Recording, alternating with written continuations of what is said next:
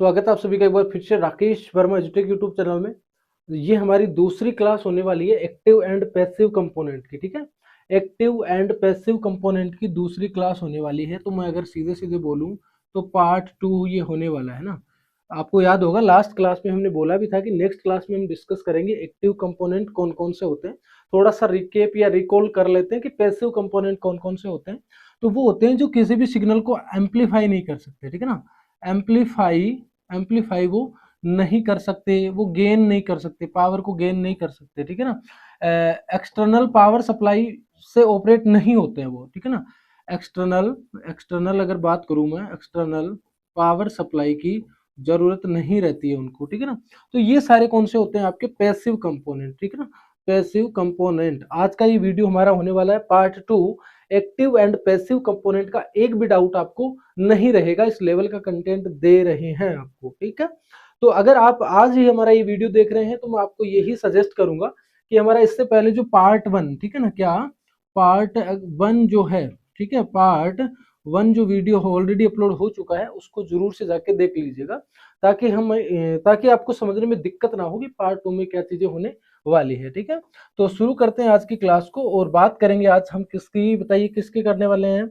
हम करेंगे active component कौन कौन से होते हैं। ठीक है, इससे पहले हमने पैसिव कंपोनेंट्स की बात कर ली है, जिसमें हमने रजिस्टर को डिस्क्राइब किया है, आपका इंडक्टर है, कैपेसिटर है, ट्रांसफॉर्मर है, इन सबको हमने डिस्क्राइब किया है। आज हम बात करेंगे एक्टिव डिवाइसेस या फिर एक्टिव कंपोनेंट्स होते क्या है। ठीक है ना, तो सबसे इंपॉर्टेंट चीज, एक्टिव जो कंपोनेंट्स है या डिवाइसेस है वे वो कंपोनेंट होते हैं जो एक्सटर्नल पावर सप्लाई से ऑपरेट करते हैं, यानी जिनको ऑपरेट करने के लिए आपको बाहरी जो स्रोत है या फिर ऊर्जा है या फिर पावर सप्लाई है उसकी जरूरत रहने वाली है जी। ठीक है, दूसरी चीज ये है कि वो सिग्नल को एम्पलीफाई कर सकते हैं या फिर एम्पलीफिकेशन कर सकते हैं। सिग्नल का वो क्या है, एम्पलीफिकेशन कर सकते हैं। कौन, एक्टिव कंपोनेंट। ठीक है, स्विचिंग कर सकते हैं, वो क्या कर सकते हैं भाई, स्विचिंग भी कर सकते हैं। कौन, एक्टिव कंपोनेंट। किसकी बात हो रही है, एक्टिव कंपोनेंट्स की। ठीक है ना, एक्टिव कंपोनेंट्स की बात हो रही है। ठीक है, पावर को गेन कर देते हैं। कौन गेन कर देते हैं, आपके एक्टिव कंपोनेंट्स। ठीक है, कौन गेन कर देते हैं पावर को, एक्टिव कंपोनेंट्स पावर को भी क्या करते हैं, गेन कर देते हैं। ठीक है ना, वेरी मच इंपोर्टेंट की कैरेक्टरिस्टिक्स क्या है इनका, बाइसिंग जरूरी होती है किसमें, एक्टिव कंपोनेंट्स में। ठीक है ना, एक्टिव डिवाइसेस या फिर एक्टिव कंपोनेंट्स में बाइसिंग वेरी मच इंपोर्टेंट। बिना बाइसिंग के हम क्या है, एम्पलीफिकेशन या गेन नहीं करवा सकते। ठीक है ना, इनपुट सिग्नल को कंट्रोल करके आउटपुट बढ़ाते हैं। कौन, एक्टिव डिवाइसेस या फिर एक्टिव कंपोनेंट्स। ठीक है, यानी इनपुट सिग्नल को कंट्रोल करते हैं वो और आउटपुट को बढ़ा सकते हैं। ठीक है, उसके बाद एम्पलीफायर और स्विचिंग की तरह, स्विच की तरह बिहेव करते हैं। कौन कौन करते हैं भाई, एक्टिव कंपोनेंट या फिर एक्टिव डिवाइस। नाम भी देखो, नाम से ही पता लग रहा है कि एक्टिव का मतलब वो सक्रिय है। इसका मतलब क्या हो जाएगा कि वो एम्पलीफिकेशन कर सकते हैं, गेन कर सकते हैं। ठीक है, और उनको जो चलने के लिए बाहरी ऊर्जा स्रोत है उसकी जरूरत पड़ती है भाई, किसको, एक्टिव कंपोनेंट्स को। ठीक है ना, तो देखो एक आपको याद रखना है कि एक्टिव कंपोनेंट का आपके जब भी जिक्र आए या पूछे कि एक्टिव कंपोनेंट कौन से होते हैं, ठीक है, तो आप एक चीज मेरी याद रखना, जो सेमीकंडक्टर मटेरियल है ना, सारे सेमी कंडक्टर मटेरियल सारे के सारे वो क्या होते हैं भाई, सेमीकंडक्टर मटेरियल होते हैं। वो क्या होते हैं, एक्टिव कंपोनेंट्स होते हैं। सेमीकंडक्टर मटेरियल सारे के सारे वो क्या है, एक्टिव कंपोनेंट है। ये चीजें आपको ध्यान रखनी है। बाकी आप अपने नोट्स इस तरीके से प्रिपेयर कर सकते हो, एक एक चीज आपके साथ डिस्कस हमने कर दी है। ठीक है, चलिए अगले हम बात करें तो एग्जाम्पल्स में क्या है, डायोड है। ठीक है ना, डायोड है, ये क्या काम करता है भाई, डायोड का काम क्या है बताओ। डायोड का क्या काम है, एक ही दिशा में करंट को फ्लो करना, या एसी से डीसी हम बनाते हैं एज रेक्टिफायर का यूज करके। देखो रेक्टिफायर की क्लास में हम करेंगे, इससे पहले मैं आपको थोड़ा सा बता देता हूं कि रेक्टिफायर दो प्रकार के होते हैं ना, फुल वेव और हाफ वेव। ये हम नेक्स्ट टाइम जब भी हम क्लास अपलोड करेंगे तो इस पे भी हम क्या करने वाले हैं, एक फुल वीडियो होगा जिसमें रेक्टिफायर का आपका एक भी डाउट नहीं रहेगा, क्योंकि बहुत सारे स्किल टेस्ट में रेक्टिफायर डिजाइन करने को बोला जाता है पावर सप्लाई जब बनवाते हैं तो, या फिर आपका प्रैक्टिकल एग्जाम होता है आईटीआई का, तब भी आपको बोला जाता है कि आप रेक्टिफायर बनाइए, ठीक है ना। तो एक वन वीडियो होगा, वन शॉर्ट वीडियो या वन वीडियो थ्योरी का होगा, जिसमें हम क्या करेंगे, रेक्टिफायर क्या होता है उसको डिस्क्राइब कर देंगे आपके लिए एक वीडियो, और सारे रेक्टिफायर खत्म, बस इस लेवल का कंटेंट आपके साथ देंगे, ठीक है ना।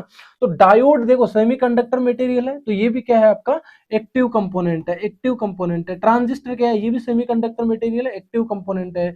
मोसफेट स्विचिंग के लिए यूज कर रहे हैं, ट्रांजिस्टर से हम एम्पलीफिकेशन या फिर स्विचिंग के लिए भी इसको भी यूज कर रहे हैं, तो वो भी क्या एक्टिव कंपोनेंट है। एससीआर भी क्या है, एक्टिव कंपोनेंट है जो कंट्रोल करने के लिए, ठीक है ना।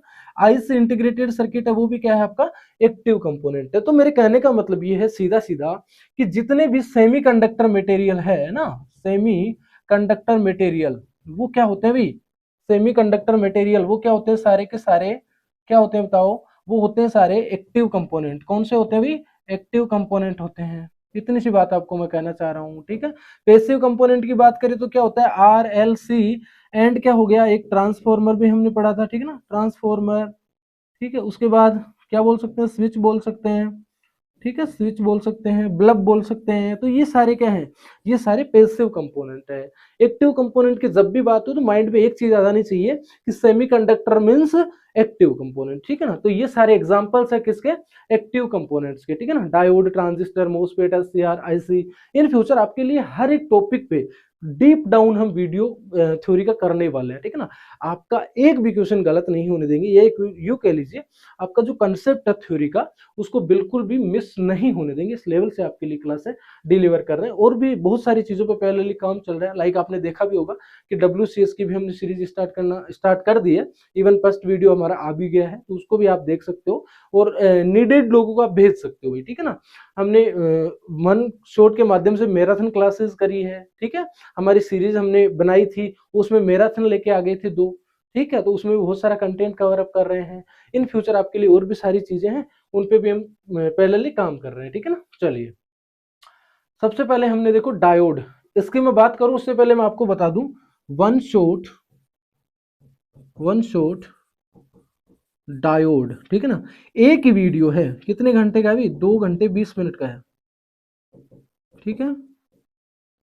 2 घंटे 20 मिनट का एक वीडियो है जिसमें सारे डायोड, डायोड क्या होता है, सेमीकंडक्टर मटेरियल, और कितने डायोड होते हैं मेनली जो हमारे सिलेबस में है वो सब हमने वहां पे कवर अप कर लिया है, ठीक है ना। उसका कैरेक्टरिस्टिक्स क्या होती है, किस बायस में काम करता है, बायसिंग क्या होती है, किस मटेरियल से बना होता है, सारी चीजें डायोड का हमने एक वीडियो ऑलरेडी अपलोड कर दिया है, और उससे बाहर कोई भी क्वेश्चन बन नहीं सकता भैया ना। इस लेवल का कंटेंट आपको दिया है, उससे बाहर कोई क्वेश्चन बन नहीं सकता, ठीक है ना। आप किसी भी कॉम्पिटिटिव एग्जाम की तैयारी कर रहे हो या फिर किसी भी आप सीबीटी एग्जाम की तैयारी कर रहे हो, लाइक आपका ट्रेड टेस्ट हो सकता है, तो उसके लिए भी ये वेरी मच इंपॉर्टेंट है।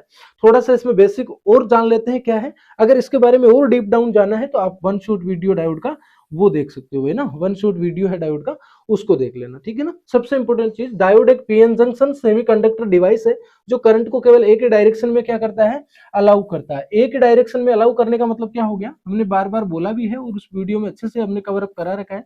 ये डायोड का एनोड है और ये कैथोड है। तो ये जो बोल रहा है ना कि डायरेक्शन में अलाउ करता है, केवल एक ही डायरेक्शन में, वेरी मच इंपॉर्टेंट, देखो ये लाइन बहुत इंपॉर्टेंट है, एक ही डायरेक्शन में करंट को अलाउ करता है, ठीक है। कई बार ये पूछा जाता है कि वो एक डायरेक्शन कौन सी होती है, वो डायरेक्शन कौन सी होती है, वो दिशा कौन सी होती है, तो वो दिशा कौन सी होती है, वो डायरेक्शन कौन सी होती है, वो होती है एनोड टू कैथोड, वो होती है प्लस सॉरी P2N, वो होती है +2 माइनस। जो आपको बोलना है वो आप बोल सकते हो, ठीक है ना भाई, जो आपको बोलना है वो आप बोल सकते हो कि वो डायरेक्शन कौन सी होती है, इस डायरेक्शन में वो करंट को फ्लो करेगा। और ये जो डायरेक्शन होती है इसी को हम क्या कह देते हैं भाई, फॉरवर्ड बायस कह देते हैं। कैसे कह देते हैं, देखो डायोड है आपका इस तरीके से लगा हुआ होता है, ठीक है ना। ये प्लस और ये माइनस है, तो माइनस और ये प्लस, ये पी टाइप है, ये एन टाइप है, या इसको प्लस कह सकता हूँ या इसको माइनस कह सकता हूँ। तो प्लस प्लस के साथ जुड़ेगा तो कौन सी हो जाएगी, फॉरवर्ड बायस, और इसी में वो क्या कर देगा, करंट को अलाउ कर देगा। रिवर्स बायस में करंट को अलाउ नहीं करेगा। कौन नहीं करेगा, डायोड नहीं करेगा, ठीक है ना। रिवर्स में नहीं करता, फॉरवर्ड बायस में करता है करंट को। एक ही दिशा का मतलब क्या हो गया, फॉरवर्ड बायस, और वो दिशा कौन सी है, एनोड टू कैथोड का हो, पॉजिटिव टू नेगेटिव कहो या P type to N type कहो, जो आपकी मर्जी वो कहो, ठीक है। बायसिंग की बात करें तो बायसिंग का सीधा मतलब है डायोड को बैटरी से जोड़ना। कोई पूछे बायसिंग क्या होती है, तो डायोड को बैटरी से जोड़ना, ठीक है। ट्रांजिस्टर की बायसिंग पूछे तो ट्रांजिस्टर को बैटरी से जोड़ना। यहां बायसिंग डायोड की है तो क्या हमने लिखा है, डायोड को बैटरी से जोड़ना बायसिंग कहलाती है। एक होती है फॉरवर्ड बायस, एक होती है आपकी रिवर्स बायस, ठीक है ना। एक फॉरवर्ड बायस है और एक रिवर्स बायस है। तो देखो फॉरवर्ड बायस में क्या होता है, पी साइड है वो पॉजिटिव टर्मिनल से जुड़ती है बैटरी के, एन साइड है वो नेगेटिव टर्मिनल से जुड़ती है बैटरी के, ठीक है ना। इतना सा आपको ध्यान रखना है। जैसे हमने जोड़ भी रखा है, प्लस से क्या जुड़ रखा है, प्लस पी से पी प्लस जुड़ रखा है, पी साइड से पॉजिटिव मतलब प्लस जुड़ रखा है, एन साइड से नेगेटिव मतलब माइनस जुड़ा हुआ है, ठीक है ना। करंट फ्लो होता है, यही चीज मैं आपको कह रहा हूं, करंट फ्लो होता है किस डायरेक्शन में, किस डायरेक्शन में, एक ही डायरेक्शन में। कौन सी डायरेक्शन, एनोड टू कैथोड। और anode to cathode current flow करने के लिए हमें क्या करना पड़ेगा, अजी सर आपको फॉरवर्ड बायस में डायोड को लगाना पड़ेगा। इतनी सी बात है, इसके अलावा कुछ बात नहीं हुई, ठीक है ना। रिवर्स बायस जस्ट जिसका रिवर्स होता है, जस्ट इसका रिवर्स, यानी फॉरवर्ड को रिवर्स करते ही क्या हो जाएगा, रिवर्स बायस हो जाएगा। रिवर्स बायस कैसे करेंगे सर, अरे करना कुछ नहीं है भाई। देखो बैटरी कैसे लगा रखी थी, ध्यान से देखो। हमने बैटरी लगा रखी थी इस तरीके से, ठीक है ना, इस तरीके से लगा रखी थी। ये हमने प्लस इधर लिखा, माइनस इधर लिखा, और ये एनोड है और ये कैथोड है, ठीक है। या तो डायोड को उल्टा कर दो या बैटरी को उल्टा कर दो, एक चीज को उल्टा करते ही क्या हो जाएगा, रिवर्स बायस हो जाएगा, ठीक है। तो चलिए बैटरी को रिवर्स करते हैं, बैटरी को उल्टा करते हैं, बैटरी को उल्टा कर देते हैं, ठीक है ना। तो यहाँ क्या आ जाएगा माइनस और यहाँ क्या आ जाएगा प्लस, ठीक है, प्लस और ये क्या हो जाएगा माइनस, ठीक है। ये क्या हो जाएगा भैया आपका, एक मिनट, ये क्या हो जाएगा, ये माइनस हो गया, ठीक है ना। तो जैसे ही हमने बैटरी को रिवर्स करा, इसका मतलब क्या हुआ, ये एनोड है तो प्लस है और ये कैथोड है तो माइनस है। तो प्लस माइनस के साथ जुड़ गया ना, जुड़ गया ना, तो ये क्या हो गया भाई, रिवर्स बायस। अब इस डायरेक्शन में करंट फ्लो नहीं होगी, तो रिवर्स बायस में क्या होता है, करंट का फ्लो नहीं होता है, करंट ब्लॉक्ड, ठीक है ना। ओनली लीकेज करंट, यानी जो लीकेज करंट होती है वही क्या होती है आपकी, फ्लो होती है। और जो लीकेज करंट है वो किसके कारण होती है, कई बार आपको पूछते भी हैं कि लीकेज करंट का फ्लो किस कारण होता है रिवर्स बायस में, तो वो होता है माइनॉरिटी कैरियर्स के कारण, ठीक है ना। माइनॉरिटी कैरियर्स के कारण, यहां लिख लेना भाई, माइनॉरिटी कैरियर्स के कारण क्या होता है, लीकेज करंट का फ्लो होता है, के कारण, ठीक है ना, के कारण। इतना सा आपको क्या करना भाई, ध्यान रखना है, के कारण, ये लो, ठीक है। ये चीजें हैं, ये डायोड है, इसके बारे में और डीप डाउन जाना है। डायोड कितने प्रकार के होते हैं, बायसिंग को और अच्छे से समझना है तो हमारा डायोड का आप वन शॉट वीडियो जरूर से जाके देख लीजिए, वो उसके बाद आपको एक भी डाउट नहीं रहने वाला है, ठीक है। डायोड के एप्लीकेशन की बात करें, एप्लीकेशन कह दो या फिर क्या कह दो, उपयोग कह दो या फिर क्या कह दो, अनुप्रयोग कह दो, इसकी बात करने वाले हैं, ठीक है। अनुप्रयोग, उपयोग, ये कहाँ यूज किए जाते हैं ज्यादातर, ठीक है ना। तो डायोड का उपयोग है वो कहाँ किया जाएगा, रेक्टिफायर बनाने के लिए, ठीक है ना, रेक्टिफिकेशन के लिए, रेक्टिफायर बनाने के लिए।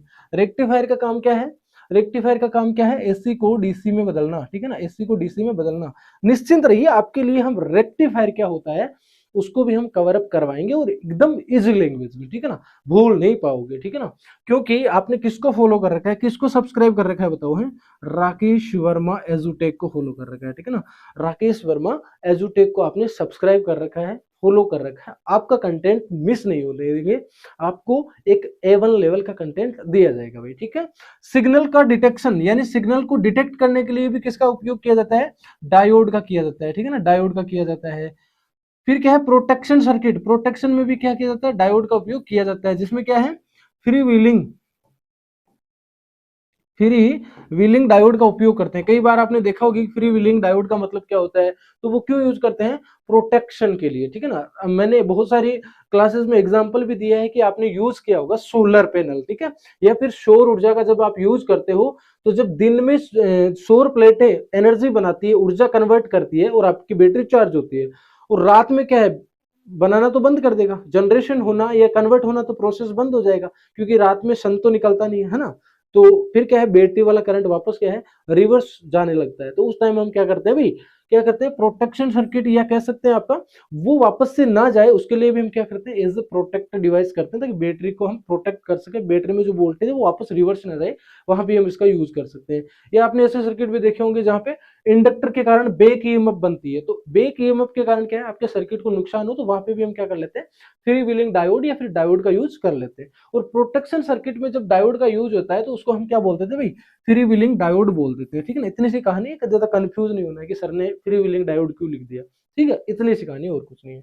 टाइप की बात करें तो टाइप देखो हमने वहां अच्छे से समझा रखा है, पीएन जंक्शन डायोड क्या होता है, ठीक है ना।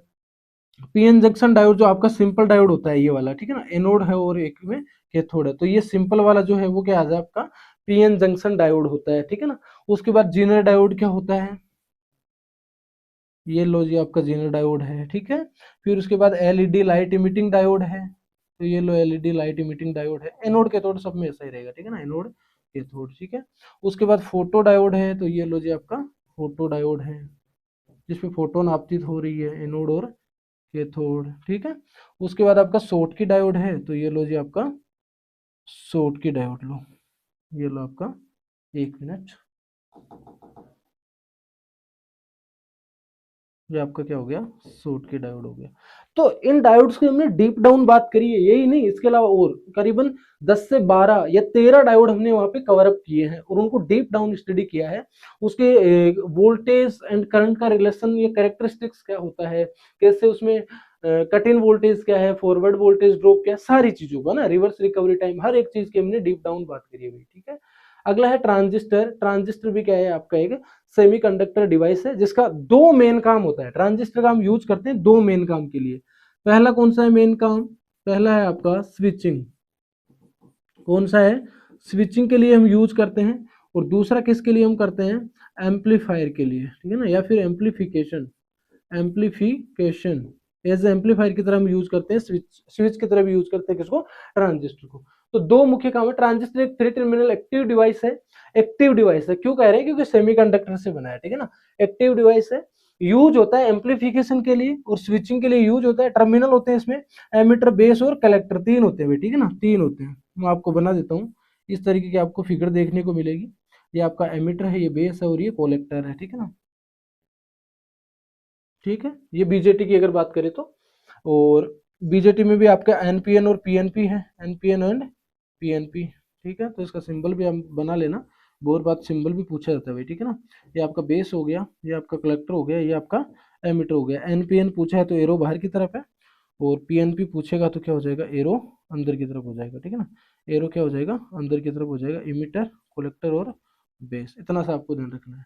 तो ये क्या है, एनपीएन, और ये है पीएनपी, ये बीजेटी है, ठीक है ना। बीजेटी के दो प्रकार है, ट्रांजिस्टर भी आपका क्या है, दो प्रकार का होता है, बट ये बीजेटी में दो प्रकार है, एनपीएन और पीएनपी, इतना सा आपको क्या करना है, ध्यान रखना है। तो ये सारी चीजें, ट्रांजिस्टर क्या एक्टिव कंपोनेंट है, एम्पलीफिकेशन स्विचिंग के लिए मेन यूज करते हैं।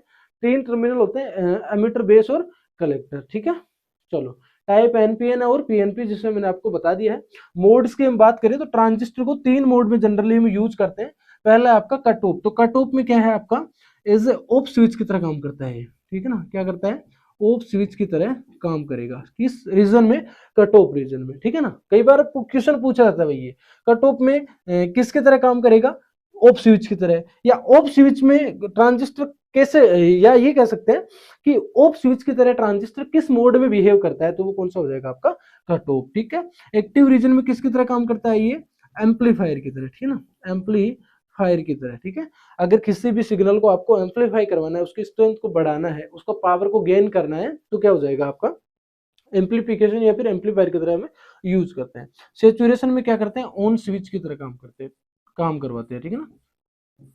यानी ट्रांजिस्टर हमारा एज ए ऑन स्विच काम कर रहा है, इसका मतलब वो कौन से रीजन में है, सेचुरेशन रीजन में है। ऑफ स्विच की तरह काम कर रहा है तो कट ऑफ में है। एम्पलीफायर एम्पलीफायर की तरह एम्पलीफिकेशन कर रहा है तो वो क्या है, एक्टिव रीजन में। कौन, ट्रांजिस्टर। किसकी बात हो रही है भाई, ये तीनों मोड किसके लिए है, ट्रांजिस्टर के लिए है, किसके लिए है, ट्रांजिस्टर के लिए, ठीक है। इतनी से आपको क्या रखनी है, ध्यान रखनी है। एप्लीकेशन कहूं या अनुप्रयोग कहूं, किसके अनुप्रयोग है, ट्रांजिस्टर, और ट्रांजिस्टर कौन सा, बीजेटी, ठीक है ना, बीजेटी की बात हो रही है भाई।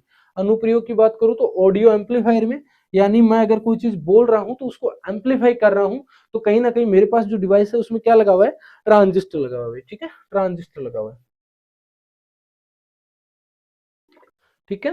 फिर है डिजिटल सर्किट्स में, यानी ट्रांजिस्टर है वो डिजिटल इलेक्ट्रॉनिक्स की जान है, ठीक है ना। जैसे ठीक उसी प्रकार जैसे आपकी भी कोई जान है, ठीक उसी प्रकार डिजिटल इलेक्ट्रॉनिक्स की जान किसको कहते हैं, ट्रांजिस्टर को कहते हैं, ठीक है ना। ट्रांजिस्टर जब डिजिटल इलेक्ट्रॉनिक्स शुरू हुई थी तो उसमें अहम रोल या महत्वपूर्ण भूमिका कौन निभा रहा था, ट्रांजिस्टर निभा रहा था, ठीक है ना। जैसे आपके घर में अहम भूमिका कौन निभाता है, आप निभाते हो, ठीक उसी प्रकार, ठीक है।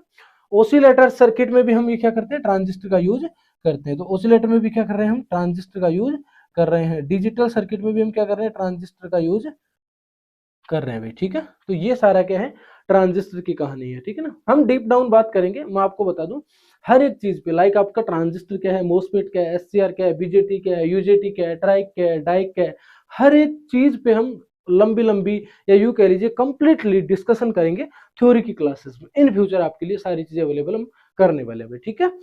तो अभी तो हम क्या है, एक्टिव और पैसिव कंपोनेंट पढ़ रहे हैं, तो उतना हम डीप डाउन जा भी नहीं रहे हैं। आपको तो सिर्फ इतना ही बताना था कि एक्टिव कंपोनेंट कौन सा होता है, मैं चाहता तो नाम भी बता सकता था, इतना ओवरव्यू भी नहीं करता, इतना डिटेल में भी नहीं जाता। बट आपके लिए तो बनता है भाई, है आपके लिए तो बनता है। मोसफेट क्या एक वोल्टेज कंट्रोल्ड डिवाइस है, एक्टिव डिवाइस है, वेरी मच इंपोर्टेंट। मोसफेट क्या है, वोल्टेज कंट्रोल्ड है ना, और बीजेटी क्या है, करंट कंट्रोल्ड है, याद रखना। बीजेटी क्या है आपका, बीजेटी करंट कंट्रोल्ड डिवाइस, ठीक है। और मोसफेट की बात करें तो मोसफेट क्या है, वोल्टेज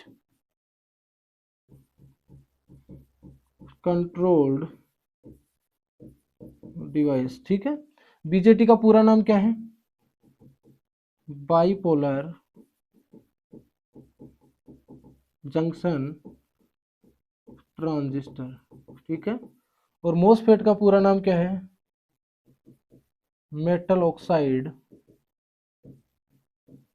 सेमीकंडक्टर फील्ड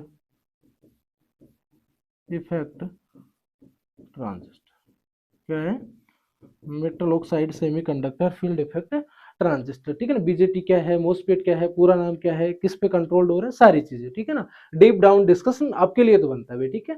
मोसफेट एक वोल्टेज कंट्रोल्ड एक्टिव डिवाइस है, और एक्टिव डिवाइस क्यों कह रहा हूं, क्योंकि ये सेमीकंडक्टर मटेरियल से बनी हुई है, ठीक है। एडवांटेज ओवर बीजेटी, यानी इसके क्या एडवांटेज है, मोसफेट के क्या एडवांटेज है, किसकी तुलना में, बीजेटी की तुलना में, ठीक है ना, बाइपोलर जंक्शन की तुलना में। हाई इनपुट इंपीडेंस, इसका जो इनपुट इंपीडेंस है वो क्या होता है भाई, ज्यादा होता है, हाई होता है, किसकी तुलना में, बीजेटी की तुलना में। दूसरा बात करें तो फास्ट स्विचिंग, यानी ये स्विच कर लेता है अपने आप को कितना जल्दी, किसकी तुलना में, बीजेटी की तुलना में। यानी बीजेटी है वो स्विचिंग स्पीड उसकी क्या है, थोड़ी कम होती है, और मोसफेट की क्या है, ज्यादा होती है, ठीक है ना। लो पावर कंजप्शन, ये पावर खपत है वो भी क्या करता है भाई, कम करता है। Low power consumption, low power consumption का मतलब क्या हो गया, कि चलने के लिए जो पावर लग रही है वो क्या है भाई, कम खपत करता है ये, ठीक है ना। कम खपत करता है पावर की, कौन, मोसफेट, ठीक है। अगला हम बात करें एप्लीकेशन या फिर अनुप्रयोग, ठीक है ना। अनुप्रयोग क्या हो जाएंगे इनके, अनुप्रयोग क्या हो जाएगा, मोसफेट का कहाँ कहाँ उपयोग ज्यादातर किया जाता है, एसएमपीएस में, है ना। एसएमपीएस का पूरा नाम स्विच मोड पावर सप्लाई, ठीक है ना, switch mode power supply, SMPS यहाँ लिख दे रहा हूँ ना, एसएमपीएस क्या हो जाएगा पूरा नाम, स्विच मोड पावर सप्लाई, ये लो जी, ठीक है ना, स्विच मोड पावर सप्लाई। तो इसमें भी हम क्या कर रहे हैं, स्विचिंग करवाने के लिए हम यूज कर रहे हैं मोसफेट का, किसका कर रहे हैं, मोसफेट का। इन्वर्टर्स में भी क्या कर रहे हैं भाई, इन्वर्टर में भी क्या करते हैं, मोसफेट का उपयोग करते हैं, ठीक है ना। इन्वर्टर का क्या काम है, डीसी को एसी में बदलना, डीसी को एसी में बदलना, ठीक है ना। पावर इलेक्ट्रॉनिक्स में सबसे इंपॉर्टेंट रोल करता है आपका मोसफेट, ठीक है ना, मोसफेट, ठीक है ना। आईजीबीटी भी करता है, जीटीयू भी करता है, मैं ये नहीं कह रहा कि वो नहीं करता, पर ये भी क्या है, व्यापक रूप से ये यूं कह लीजिए ज्यादातर क्या करता है, रोल निभाता है, ठीक है। चलिए, तो ये है आपका मोसफेट की कहानी, ठीक है ना। एक्टिव वर्सेस पैसिव, ठीक है ना। एक्टिव वर्सेस पैसिव में फीचर की हम बात करेंगे, क्या क्या विशेषता है, किसकी है, पैसिव की और किसकी है, एक्टिव की। ये आपका निष्क्रिय है और ये सक्रिय है, कंपोनेंट दो ही होते हैं, एक्टिव और पैसिव। अब बात करें तो पावर गेन, अरे पैसिव का मतलब ही क्या है, निष्क्रिय, जो लेजी है, जो पैसिव है। एक्टिव का मतलब क्या होता है, जो एक्टिव है। तो ये कह रहा है कि पावर को गेन करेगा क्या, ये तो आलसी है, ये क्या है, एक्टिव है, तो यस ये करेगा। अगर एक कर रहा है तो दूसरा क्या है, नहीं करेगा, ये कर रहा है, ठीक है। सप्लाई नीड, सप्लाई की जरूरत है क्या, नहीं है, इसको नहीं है, पैसिव को नहीं होती है सप्लाई की जरूरत, और इसको होती है। क्यों होती है, क्योंकि ये पावर को गेन कर रहा है, एम्पलीफाई कर रहा है चीजों को, तो इसको क्या है, एक्सटर्नल पावर सप्लाई चाहिए। किसको चाहिए, एक्टिव को, तो इसको तो जरूरत होती है और इसको नहीं होती है। एम्पलीफिकेशन, एम्पलीफिकेशन का मतलब क्या हो गया कि एम्पलीफाई कर रहा है या नहीं कर रहा है। मान लो किसी सिग्नल इनपुट में ऐसा था और आउटपुट में हमें कैसा मिल रहा है, हमें ऐसा मिल गया, ठीक है ना। इसका मतलब क्या हुआ, ये छोटा था, इसकी स्ट्रेंथ कम थी, हमने क्या कर लिया, बढ़ा ली, इसकी स्ट्रेंथ को क्या कर लिया, बढ़ा लिया। इसी चीज को क्या कहते हैं, एम्पलीफिकेशन। इसी को क्या कहते हैं भाई, एम्पलीफिकेशन कहते हैं, ठीक है ना। तो एम्पलीफाई किया कि नहीं किया, किया ना, तो कौन करता है, एक्टिव वाला तो करता है, और पैसिव वाला कहता है कि मेरी तो हिम्मत नहीं है, मेरी औकात नहीं है कि मैं किसी चीज को एम्पलीफाई कर दूं, ठीक है ना। ये कहता है कौन, पैसिव कहता है मेरी हिम्मत नहीं है, एक्टिव कहता है हाँ जी हम कर देंगे, क्या कर देंगे, पावर को गेन कर देंगे और एम्पलीफिकेशन भी कर लेंगे, ठीक है ना। एग्जांपल्स हमने बताए हैं आपको कि RLC, इसका मतलब क्या हो गया, रजिस्टर, इंडक्टर और कैपेसिटर। इसके अलावा ट्रांसफॉर्मर, बल्ब है आपका, आपका स्विच है, वो सारे भी क्या है, आपके पैसिव कंपोनेंट है।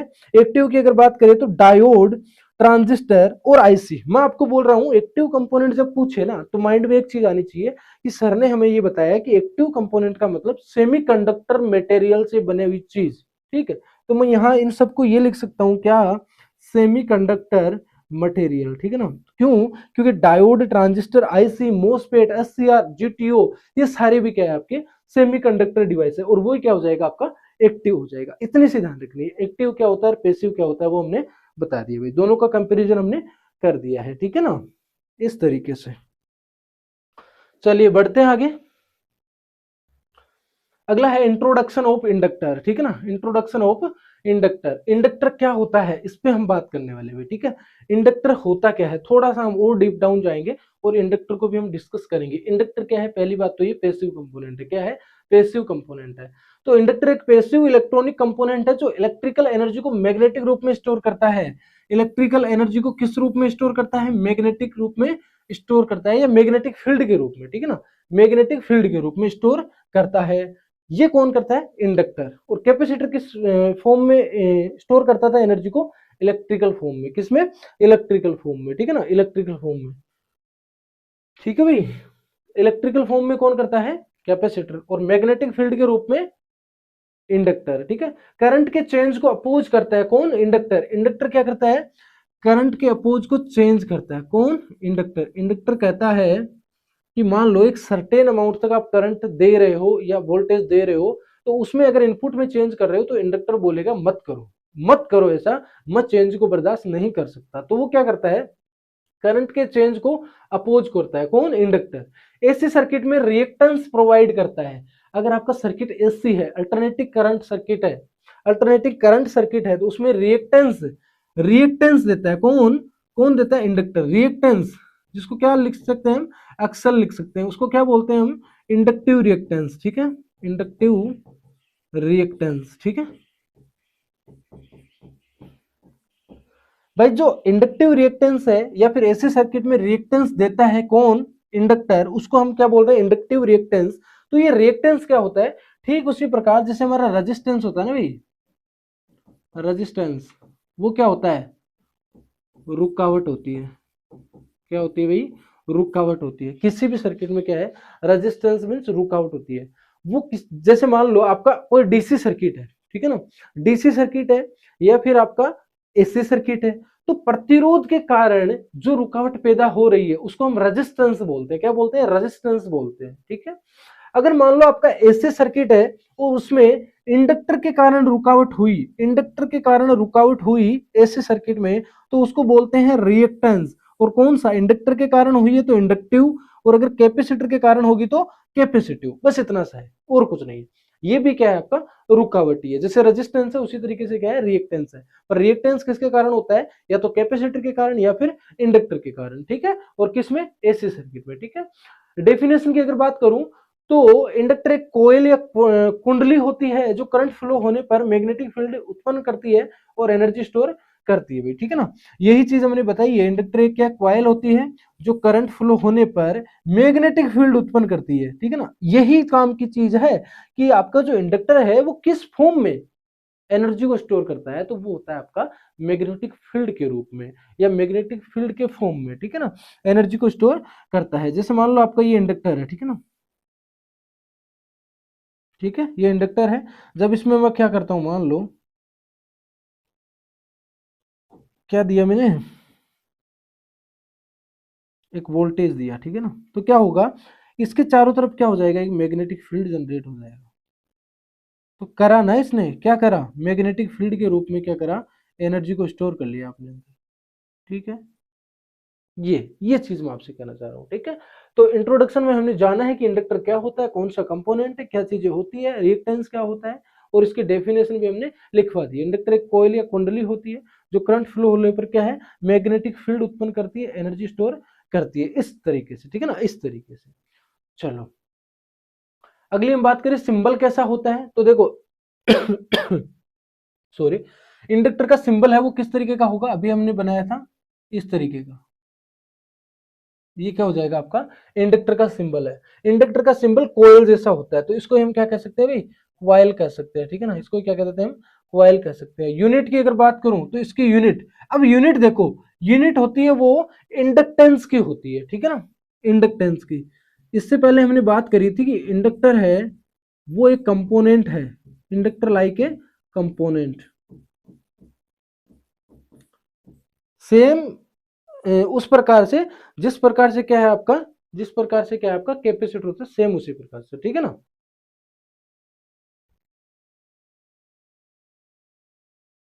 ठीक है, तो इंडक्टर क्या है आपका एक कंपोनेंट है, ठीक उसी प्रकार जैसे आपका कैपेसिटर एक कंपोनेंट होता है, ठीक उसी प्रकार, ठीक है ना। तो इंडक्टर का जो क्वालिटी है उसको हम कहते हैं इंडक्टेंस, ठीक है ना, इंडक्टेंस, इंडक्टेंस, ठीक है ना। इसको प्रेरक बोलते हैं, इसको प्रेरकत्व बोलते हैं ना, हिंदी में मैं नहीं लिखूंगा भाई, ठीक है ना। प्रेरक बोलते हैं और प्रेरकत्व बोलते हैं, इंग्लिश ठीक रहेगी तो अच्छा खासा आपको समझ में भी आएगा, ठीक है ना। तो इंडक्टेंस क्या है, प्रॉपर्टी है, प्रॉपर्टी है, जिसको क्या बोलते हैं भाई, गुण बोलते हैं, प्रॉपर्टी है। ये प्रॉपर्टी किसकी है, इंडक्टर की है। इंडक्टर की प्रॉपर्टी क्या होती है, इंडक्टेंस होता है, ठीक है ना, इंडक्टेंस। इसका मतलब क्या है कि ये मैग्नेटिक फील्ड के रूप में, मैग्नेटिक फील्ड के रूप में, अभी हमने जाना था ना कि जो इंडक्टर है वो मैग्नेटिक फील्ड के रूप में क्या करता है, एनर्जी को स्टोर करता है। तो जो मैग्नेटिक फील्ड के रूप में एनर्जी स्टोर है उसको बताएगा कौन, इंडक्टेंस। अगर ज्यादा है किसी भी चीज का इंडक्टेंस, किसी भी चीज का मतलब क्या, इंडक्टर का, किसी इंडक्टर का इंडक्टेंस ज्यादा है, इसका मतलब क्या है, उसमें जो स्टोर एनर्जी है मैग्नेटिक फील्ड में वो ज्यादा होगी, ठीक है। ये तो हुई ना भाई, सिंपल सी बात। इतनी बात समझ में आई आपको। तो मैं ये कह रहा हूं कि इंडक्टर एक कंपोनेंट है, उसका क्वालिटी है, उसका गुण है इंडक्टेंस, और इंडक्टेंस क्या है, मैग्नेटिक फील्ड के रूप में एनर्जी को स्टोर, जो स्टोर है उसी को वो बताता है, ठीक है ना। तो मैं अगर बात करूं कि इसकी यूनिट क्या होती है, तो किसके यूनिट पूछ रहा है, वो इंडक्टेंस की पूछ रहा है, ठीक है ना। यूनिट पूछ रहा है वो किसकी, इंडक्टेंस की पूछ रहा है, तो वो क्या होती है भाई आपकी, हेनरी होती है। क्या होती है, हेनरी होती है, जिसको कैपिटल एच से डिनोट करते हैं, कैपिटल एच से डिनोट करते हैं, हेनरी जिसको कहते हैं। तो जो ये हेनरी है वो इंडक्टर के यूनिट नहीं कह सकते हम, ठीक है, वो इंडक्टेंस की यूनिट होती है भाई, ठीक है ना, इंडक्टेंस की यूनिट होती है, इतना सा आपको ध्यान रखना है। और कई बार आपको इंडक्टर की यूनिट भी पूछ ले तो आपको कंफ्यूजन नहीं होना है, आपको तो अपना आंसर देना है भैया, बहस नहीं करनी है ज्यादा। बट एक्चुअल में देखा जाए तो इंडक्टर है वो इंडक्टेंस होता है, सॉरी, इंडक्टर का जो क्वालिटी है वो इंडक्टेंस होती है, और इंडक्टेंस की यूनिट होती है आपकी क्या, हेनरी। ठीक उसी प्रकार जैसे कैपेसिटर का जो होता है वो क्वालिटी या प्रॉपर्टी कैपेसिटेंस होता है, और उसकी यूनिट होती है वो फेरेड होती है, ठीक उसी प्रकार, ठीक है ना।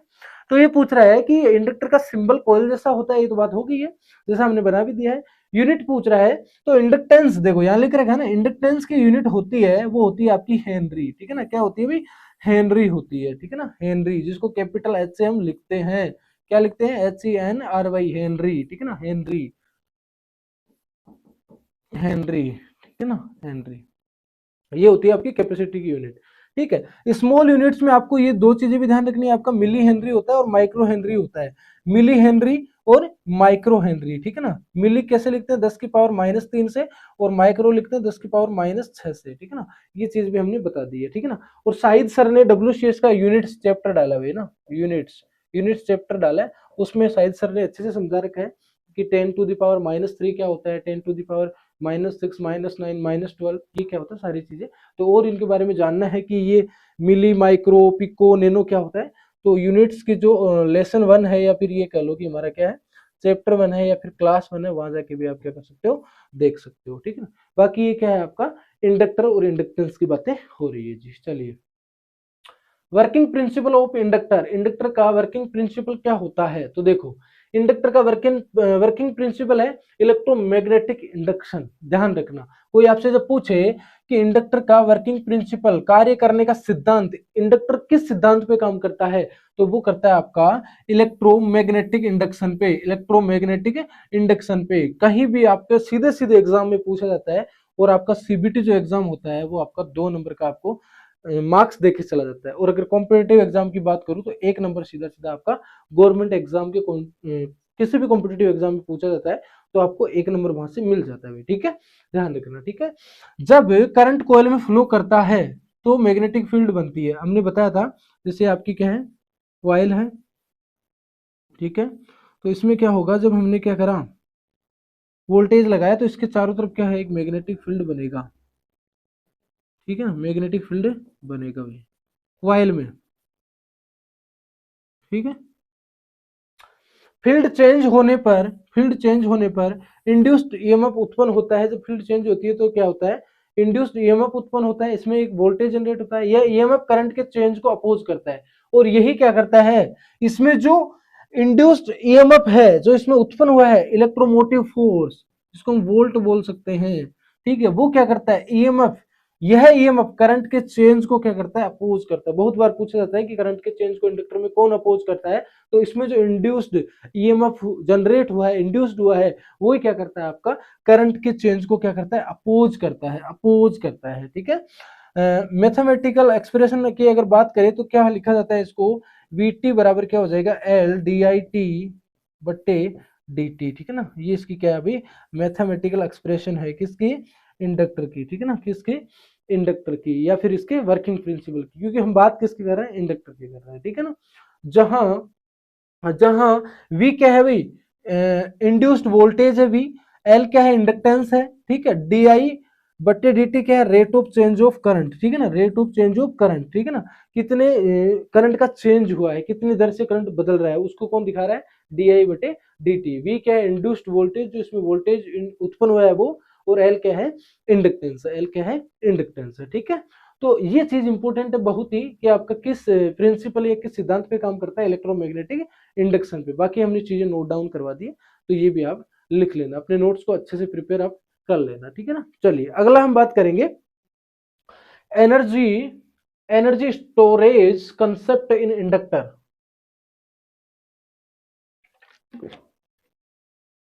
Energy storage concept in inductor, inductor में एनर्जी स्टोर करता है मैग्नेटिक फील्ड में, ये चीज मैंने बता भी रखी है, ठीक है ना, कि जो इंडक्टर है वो एनर्जी को स्टोर करता है, किस फॉर्म में करता है, मैग्नेटिक फील्ड के रूप में करता है, ठीक है ना, मैग्नेटिक फील्ड के रूप में। और अगर कैपेसिटर की कोई बात करेगा, हाँ, कैपेसिटर की, तो कैपेसिटर किस में करता है भाई, बताओ, है कैपेसिटर किस में करता है, इलेक्ट्रिक फील्ड में, इलेक्ट्रिक फील्ड में, ठीक है ना। स्टोर्ड एनर्जी फॉर्मूला है E बराबर 1/2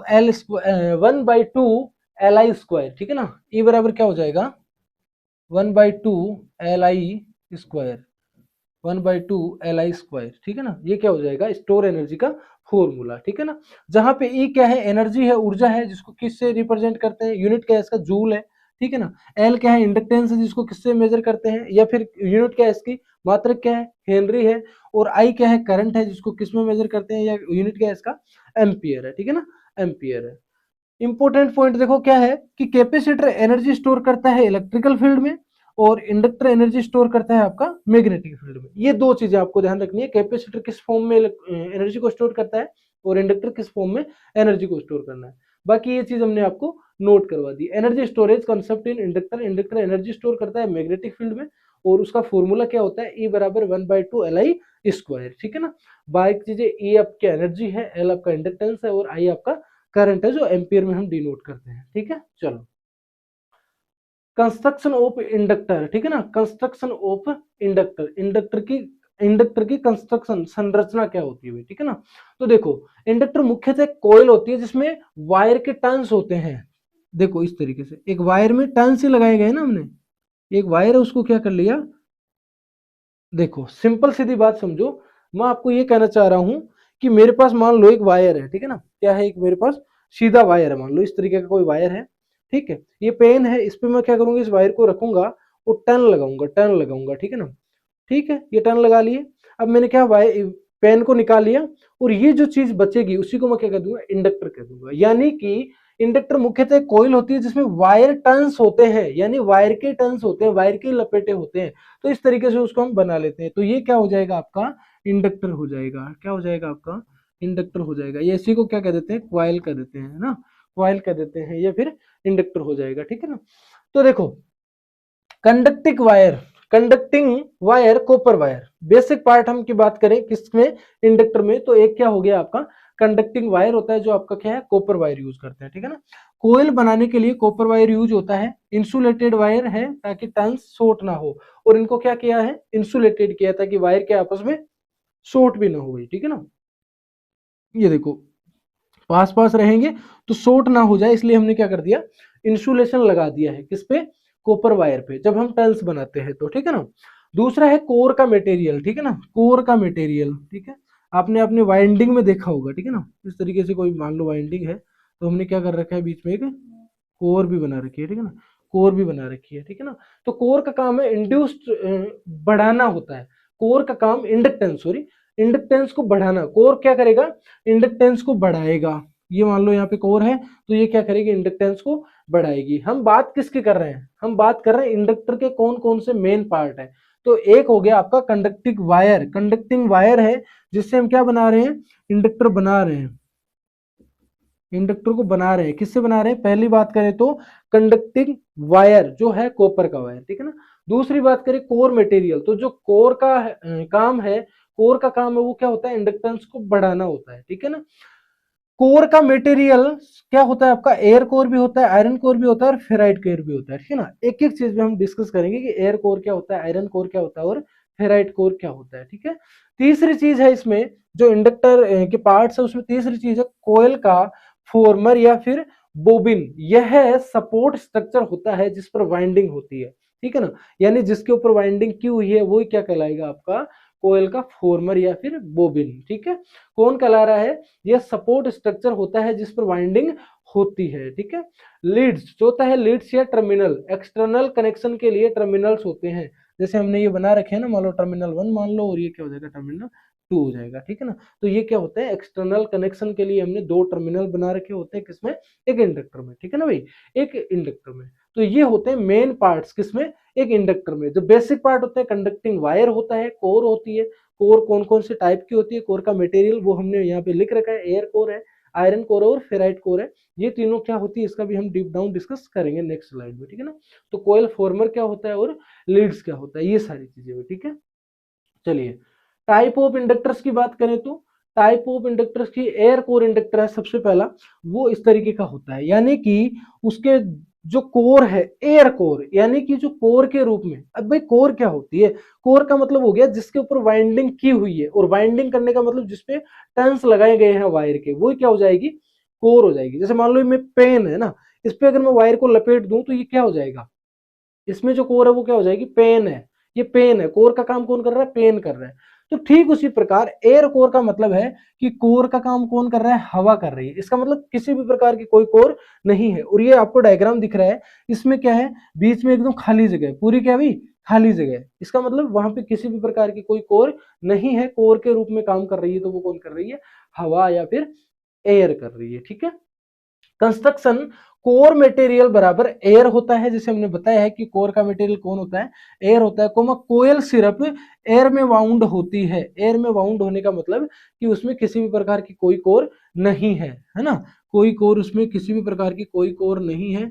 बीच में कोर के रूप में कौन काम कर रही है, हवा कर रही है। कौन काम कर रही है, आपकी हवा काम कर रही है। तो ये क्या हो जाएगा आपका एयर कोर। फीचर्स की बात करें तो हम लो इंडक्टेंस, इसका जो इंडक्टेंस है वो लो होता है, किसका, एयर कोर का। दूसरा नो कोर लॉसेज, अब भाई कोर ही नहीं है तो कोर का लॉस कैसे होगा, है ना, ऑब्वियस सी बात है। ये कह रहा है कि नो कोर लॉसेज, तो कोर ही नहीं है तो लॉसेज तो होगा ही नहीं। हाई फ्रीक्वेंसी के लिए बेस्ट होता है। जो नो कोर या फिर एयर कोर इंडक्टर होता है वो हाई फ्रीक्वेंसी के लिए सुटेबल या फिर बेस्ट होता है, ठीक है ना, हाई फ्रीक्वेंसी के लिए बेस्ट होता है, ठीक है। इतना सा आपको ध्यान रखना है, जल्दीबाजी नहीं करना है कि सर हमने तो ये सुना था कि फेराइट कोर होता है, वो होता है आपका हाई फ्रीक्वेंसी के लिए, पर हम आपको मना नहीं कर रहे हैं, पर जितना आपको डेटा दे रहे हैं ध्यान से सुनते जाओ और अपने नोट्स बनाते जाओगे, ठीक है। एप्लीकेशन, इसका जो एप्लीकेशन है वो क्या होता है, रेडियो सर्किट्स में होता है, रेडियो फ्रिक्वेंसी सर्किट में होता है, रेडियो फ्रिक्वेंसी ट्यूनिंग सर्किट में भी होता है और ऑसिलेटर में भी होता है, किसका, एयर कोर इंडक्टर का, एयर कोर इंडक्टर का, ठीक है ना, इंडक्टर का। ऑडियो सर्किट्स में, रेडियो सर्किट में, sorry, radio frequency tuning circuit में और ऑसिलेटर्स में किसका होता है, एयर कोर इंडक्टर का होता है, ठीक है ना। अगला है आयरन कोर इंडक्टर, ठीक है ना, आयरन कोर इंडक्टर। तो देखो अब की बार जो आपको इंडक्टर दिख रहा है ना भाई, अब की बार जो आपको इंडक्टर दिख रहा है, इसका मतलब इसमें जो कोर है अंदर, देखो इसमें दिख रहा होगा आपको, ये वाला जो बना हुआ है ये वाला, ठीक है ना, उसके ऊपर क्या लगी हुई है, कॉइल लगी हुई है। तो जो ये बना हुआ है ना भाई, ये वाला, ये तो कॉइल के दो टर्मिनल हो गए। तो जो ये लगा हुआ है नीचे जो कोर के रूप में काम कर रहा है, ये वाला, ये क्या है आपका आयरन कोर। अगर मैं इसको कह रहा हूं कि आयरन कोर, तो ये किसका होता है, आयरन का बना हुआ होता है, आयरन का बना हुआ होता है।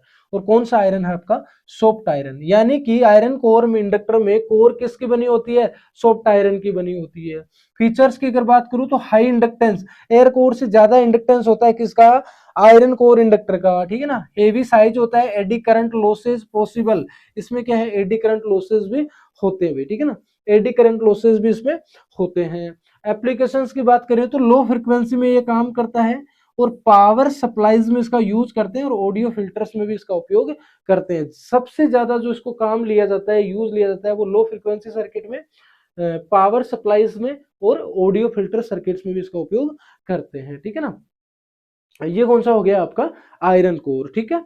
अगला हम बात करें फेराइट कोर की, तो फेराइट कोर को ध्यान से देखो, इसमें जो कंस्ट्रक्शन अगर बात करूं तो देखो कोर होती है वो फेराइट की होती है, और फेराइट क्या होता है, सेरामिक मैग्नेटिक मटेरियल होता है, सेरामिक मैग्नेटिक मटेरियल होता है, उसको क्या बोलते हैं, फेराइट बोलते हैं। तो इसमें जो कोर है, देख रहा होगा ना, दिख रहा होगा आपको इसमें, ये जो कोर बनी हुई है, इस मटेरियल को कौन सा मटेरियल बोलते हैं, फेराइट कोर बोलते हैं इसको, ठीक है ना। ये कौन सा मटेरियल होता है, जैसे आपको डायग्राम में दिख रहा होगा ये वाला, ये होता है आपका सेरेमिक मैग्नेटिक मटेरियल होता है, जिसको क्या बोलते हैं, फेराइट बोलते हैं। और ये फेराइट है, यानी कोर के रूप में कौन काम कर रहा है, फेराइट। और फेराइट क्या है आपका, सेरेमिक मैग्नेटिक मटेरियल होता है। फीचर की बात करें तो इसका इंडक्टेंस हाई होता है, लो एडी करंट लॉसेज होते हैं, बेस्ट फॉर हाई फ्रीक्वेंसी। हमने मना नहीं किया है कि फेराइट कोर हाई फ्रीक्वेंसी में यूज नहीं होता है, होता है, पर भाई जो एयर कोर है उसका भी यूज कहाँ करते हैं, हाई फ्रीक्वेंसी में करते हैं, ठीक है ना। इसीलिए कह रहे हैं ध्यान से सुनते जाओ, एक भी क्वेश्चन आपका गलत नहीं होने देंगे, नहीं होने देंगे, ठीक है ना। ध्यान से सुनते रहो, ध्यान से अपने नोट्स बनाते रहो, ठीक है ना। इस लेवल का कंटेंट आपको दिया जाएगा क्योंकि आपने सब्सक्राइब कर रखा है हमारे चैनल को, राकेश वर्मा एजुटेक को, ठीक है ना।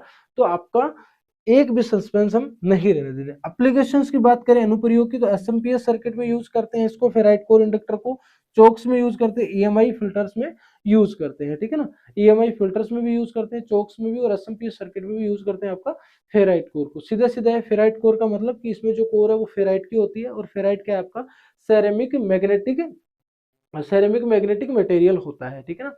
आयरन कोर में आपका क्या है, कोर है वो किस पे होती है, सॉफ्ट आयरन पे होती है, ठीक है ना। एयर कोर में कोई कोर होती नहीं क्योंकि हवा एज ए कोर का काम कर रही है, ठीक है ना। सिर्फ इतना याद रखना है आपको कि इसका इंडक्टेंस हाई होता है, इसका भी इंडक्टेंस क्या है, हाई होता है, उसका इंडक्टेंस लो होता है, किसका, एयर कोर का। पर आपको एक चीज ध्यान रखनी है कि हाई फ्रिक्वेंसी में दोनों काम करते हैं भाई, ठीक है ना। हाई फ्रिक्वेंसी में दोनों काम करते हैं, कौन कौन से, आपका एयर कोर है, एयर कोर है और कोमा फेराइट कोर, दोनों काम करते हैं, ठीक है ना, एयर कोर और फेराइट। और लो फ्रीक्वेंसी में कौन कौन काम करेगा आपका, लो फ्रीक्वेंसी में करेगा आपका आयरन कोर, आयरन कोर, ठीक है। तो ये है आपके एयर कोर, आयरन कोर और फेराइट कोर इंडक्टर, ठीक है, इंडक्टर। अगला है 4 नंबर, वो है आपका टोरोडुअल टोरोडल इंडक्टर, कोर रिंग शेप में। अब देखो, जब अगर रिंग शेप में होगी तो उसको क्या बोलते हैं, टोराइडल, टोराइडल इंडक्टर। अगर रिंग शेप में कर दी हमने, यानी जो हमारे पास कॉइल थी उसको हमने घुमा के क्या कर दिया, एक रिंग के रूप में कर दिया। रिंग मतलब एक गोलाकार रिंग बना दी, इसका मतलब क्या बना दिया, उसको हमने टोरोइडल इंडक्टर बना दिया। उसी को क्या कहते थे, टोराइडल इंडक्टर कह देते। कोर रिंग शेप्ड में है ना, रिंग शेप्ड में फीचर क्या होता है, मैग्नेटिक फ्लक्स लीकेज बहुत कम होता है इसका, हाई इफिशियंसी होती है, ठीक है ना। एप्लीकेशंस की बात करें, अनुप्रयोग की बात करें कि इसका ज्यादातर यूज कहाँ किया जाता है, अनुप्रयोग। फिर उपयोग की बात कर ले तो ज्यादातर इसका अनुप्रयोग या उपयोग कहाँ किया जाएगा, पावर कन्वर्टर्स में, इन्वर्टर्स में, यूपीएस सर्किट्स में इसका उपयोग किया जाता है, ठीक है ना, किया जाता है। अगला 5 नंबर की अगर हम बात करें तो वेरिएबल इंडक्टर, ठीक है ना। वेरिएबल इंडक्टर क्या होते हैं, जिनकी जिनकी इंडक्टेंस बदली जा सके, जिनकी इंडक्टेंस क्या है भाई, बदली जा सके, इंडक्टेंस बदली जा सके, बदली जा सके, वो क्या होते हैं भाई आपके वेरिएबल इंडक्टर, ठीक है ना। देखो, टोराइडल इंडक्टर का इतना, इंडक्टर का आपको ध्यान रखना है कि ये जो शेप होती है ना, ये रिंग टाइप में होती है, ठीक है ना। मैग्नेटिक फ्लक्स लीकेज बहुत कम होता है। तो कई बार पूछा जाता है कि मैग्नेटिक फ्लक्स लीकेज है वो किसका सबसे कम होता है, तो कौन सा होता है, टोराइडल इंडक्टर, ठीक है ना। अगली बात करें वेरिएबल इंडक्टर की, तो आपका जिनकी इंडक्टेंस बदली जा सकती है, दिखने में ऐसे होते हैं जैसे आपको क्या है, इंडक्टेंस इसकी बदल सकते हो, स्क्रू यहाँ लगा के क्या कर सकते हैं, इनकी इंडक्टेंस को हम बदल सकते हैं।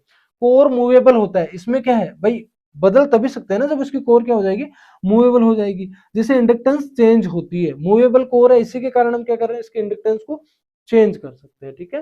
एप्लीकेशंस की बात करें तो ट्यूनिंग सर्किट में, रेडियो रिसीवर्स में, आपने देखा होगा ना कि पहले हम ट्यूनिंग करते थे किसी भी सिग्नल को मेज करने के लिए या एक सिग्नल से दूसरे सिग्नल पे शिफ्ट होने के लिए। तो ट्यूनिंग सर्किट में भी क्या है, हम यूज करते हैं किसका, वेरिएबल इंडक्टर का, ठीक है ना। रेडियो रिसीवर्स में भी हम करते हैं वेरिएबल इंडक्टर का।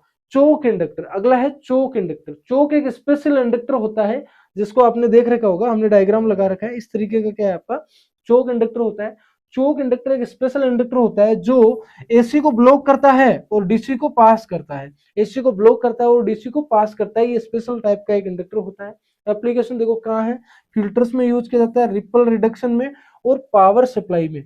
जो आपका रिपल को घटाना है, रिपल का मतलब एसी कंपोनेंट होता है, एसी कंपोनेंट या फिर डीसी कंपोनेंट, डीसी कंपोनेंट, ठीक है ना। इन दोनों का जो मिक्सचर है उसी को क्या बोलते हैं भाई, रिपल बोलते हैं, ठीक है ना।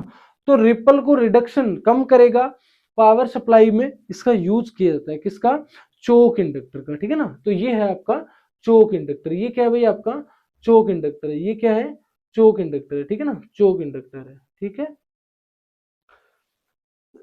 क्लियर हो रही है आपको चीजें, इंडक्टर के बारे में हम पढ़ रहे हैं, इंडक्टर के बारे में हम जान रहे हैं, ठीक है ना, ध्यान रखो चीजों का, ठीक है। अगला है सेल्फ एंड म्यूचुअल इंडक्टेंस। देखो इंडक्टर में दो कंसेप्ट आता है इंडक्टेंस का, ठीक है ना। इंडक्टेंस का मतलब क्या हो गया, प्रेरण या प्रेरकत्व, ठीक है ना। मान लो सपोज करो, मैं आपको एक एग्जांपल दे रहा हूं, ये प्राइमरी है और सेकेंडरी वाइंडिंग है, ये प्राइमरी वाइंडिंग और सेकेंडरी वाइंडिंग। मान लो मैंने इसमें वोल्टेज लगाया, तो क्या हुआ, इसमें एक मैग्नेटिक फील्ड जनरेट हुआ, तो क्या हुआ, इसमें एक मैग्नेटिक फील्ड जनरेट हुआ, वो कोर के थ्रू नेक्स्ट वाले में जाएगा, तो यहाँ पे भी क्या होगा, मैग्नेटिक फील्ड ट्रांसफर हो जाएगा, या इसमें भी इंड्यूस्ड हो जाएगा, या फिर इसमें भी जनरेट हो जाएगा, ठीक है। तो इसमें जब मैग्नेटिक फील्ड जनरेट हुआ तो इसमें क्या बना है, एक वोल्टेज, या फिर वोल्टेज कहूं, या फिर क्या कह दूं भाई, ईएमएफ इंड्यूस्ड हुआ है, ठीक है ना, ईएमएफ क्या हुआ है, इंड्यूस्ड हुआ है, ठीक है। तो किसके कारण, कोर के कारण। तो इसको बोलते हैं म्यूचुअल इंडक्टेंस, क्या बोलते हैं भाई, म्यूचुअल इंडक्टेंस, क्या बोलते हैं, म्यूचुअल इंडक्टेंस। यानी कि अन्योन्य प्रेरण, एक कुंडली के कारण उसके पास में रखी दूसरी कुंडली में वोल्टेज जनरेट हो जाना, उसको बोलते हैं म्यूचुअल इंडक्टेंस। और ट्रांसफॉर्मर इसी सिद्धांत पे काम करता है। कौन? ट्रांसफॉर्मर जो है वो इस प्रिंसिपल पे ही काम करता है, ठीक है ना, इस प्रिंसिपल पे ही काम करता है, इस सिद्धांत पे ही काम करता है। कौन? म्यूचुअल इंडक्टेंस पे काम करता है। कौन? आपका ट्रांसफॉर्मर, ठीक है ना। तो हम बात करेंगे आज इसमें सेल्फ एंड म्यूचुअल इंडक्टेंस होता क्या है, ठीक है ना। म्यूचुअल इंडक्टेंस अभी हमने बताया है, तो हम सेल्फ इंडक्टेंस और म्यूचुअल इंडक्टेंस की हम बात करने वाले हैं, ठीक है ना। तो आई होप आज की क्लास लंबी भी हो रही है, तो हम इतना ही रखेंगे, हम ब्रेक करते रहेंगे चीजों को। और ये पार्ट 2 हमारा हो गया है, और ये क्या हो गया भाई, पार्ट 2। नेक्स्ट जो पार्ट 3 होगा, ठीक है ना, क्या हो जाएगा, पार्ट 3 हो जाएगा। उसमें हम यहीं से स्टार्ट कर देंगे कि सेल्फ एंड म्यूचुअल इंडक्टेंस होता क्या है, ठीक है ना। ताकि क्लासेस आपको भी थोड़ी लंबी ना लगे, करवाने को तो अभी करवा सकते हैं, पर आपके लिए थोड़ी चीजें लेंथी नहीं करेंगे, ताकि आप धीरे धीरे चीजों को समझते हो, उसी हिसाब से हम चलते रहेंगे। धीरे धीरे रेमना, धीरे सब कुछ हो, है ना। आगे क्या होता है वो एक बार कमेंट करके जरूर बता देना। बाकी स्वस्थ रहिए, मस्त रहिए, और अपनी तैयारी को बिल्कुल जीरो से चीजें कवर अप करवा रहे हैं, तो 4 चांद लगा दीजिएगा भाई, ठीक है ना, 4 चांद लगा दीजिएगा, ठीक है। तो मिलते हैं किसी नेक्स्ट वीडियो में। नेक्स्ट वीडियो का मतलब ये हो गया कि हम मिलेंगे किसमें, पार्ट 3 में मिलेंगे, ठीक है ना। इसी का एक्टिव एंड पैसिव कंपोनेंट का क्या है, पार्ट 3 करने वाले हैं। बेसिकली हमने चीजों को डीप डाउन में लेके जा रहे हैं, और आपको A1 लेवल का कंटेंट देंगे, आपका कोई भी क्वेश्चन गलत नहीं होने देंगे। इस चीज का आप विश्वास रखिएगा, और क्लासेस आप कंटिन्यू करते रहिएगा, ठीक है। बाकी मिलते हैं नेक्स्ट क्लास में, आज के लिए इतना ही, ठीक है।